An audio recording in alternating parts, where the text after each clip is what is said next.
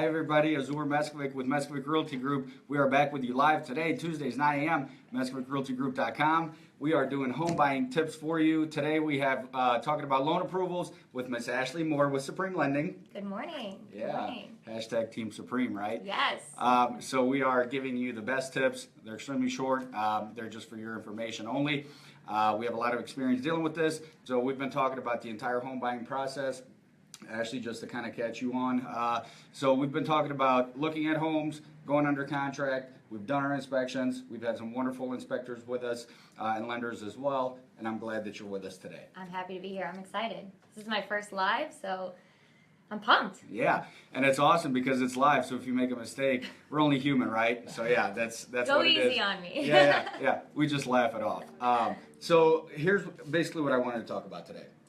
So we've gone under contract, done our inspections. Now it's time to apply for a loan, fill out a loan application, and get into the loan process. So tell me about appraisals. Tell me about your do's and don'ts.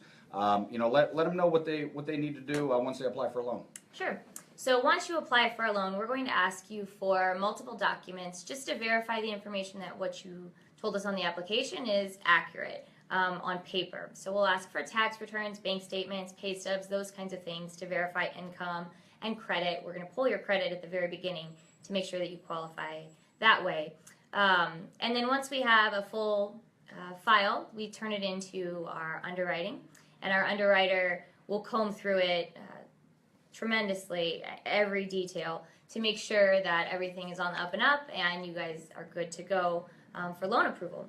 After your inspections, we'll order the appraisal. We always wait to order the appraisal until after inspections, just in case there's any major issues on your inspections and you decide, I'm not going to get this house.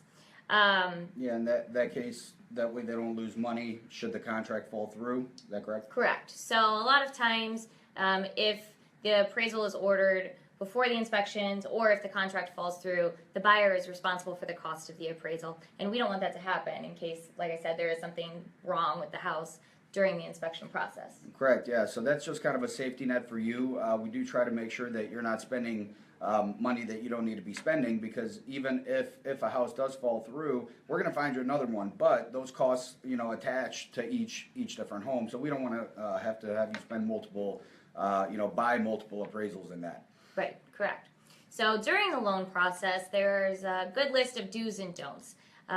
For example, do keep your job. Don't quit. Don't change jobs. Don't do that. That's bad. You'll either lose the loan or you'll have to wait an additional 30 days after you start your new job to give us 30 days worth of pay stubs for your new job. Yeah. Don't change anything as far as credit goes.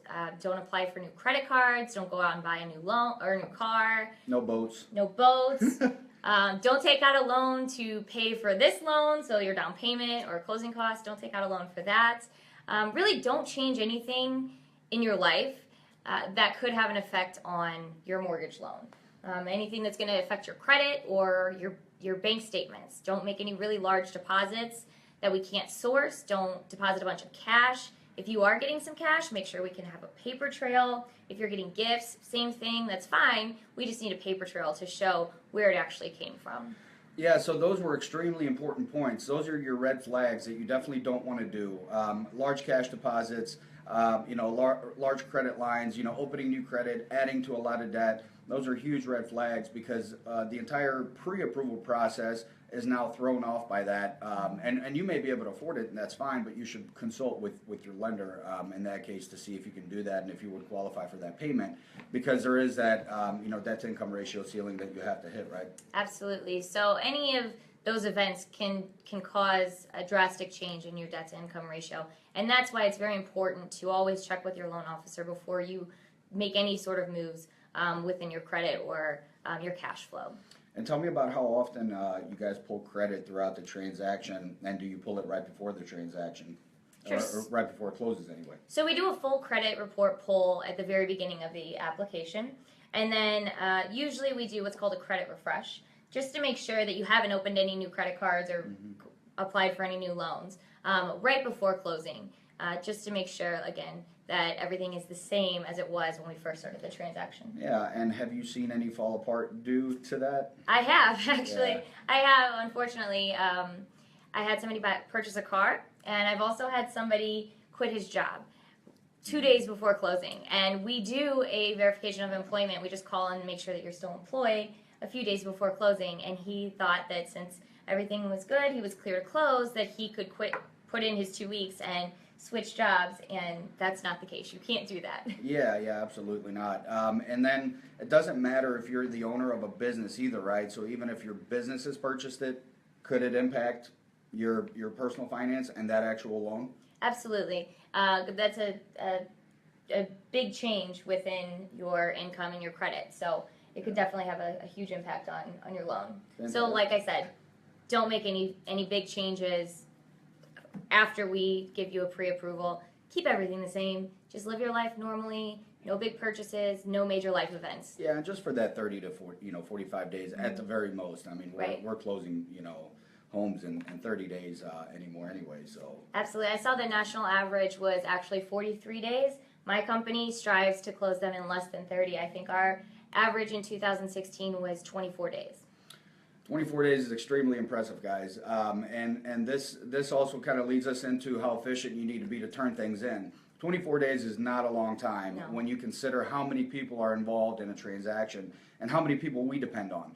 From the agent to the lender to the inspectors to the underwriters to the processors to the lenders that are actually investing in the loan all the way up top. I mean, there's so many people involved. It's extremely important to be very efficient on turning things in as soon as we go under contract. Right? Absolutely. So when we ask for a document, either at the beginning of the process or after your file comes out of underwriting, it's very important that we get those documents, hopefully within 24 hours, if possible, sooner, but definitely no later than 48 hours. Sense of urgency is huge in a mortgage transaction because every single hour counts. Yeah, there's also a lot of deadlines that we have to hit, and then they have some laws that they have to abide by as far as disclosure and things like that. Prior to closing, a certain amount of days before closing that they have to make disclosures. Absolutely. So we have to send your closing disclosure no later than 3 business days prior to your closing. Or else it has to get pushed off by Correct. the 3 days. Yes. Yeah. Yep. Thank you so much, Ashley. I think that was awesome information. Every Tuesday, 9 a.m., MeswickRealtyGroup.com. Ashley Moore from Supreme Lending. We always enjoy it. I hope you guys enjoyed. We'll see you next time. Bye-bye.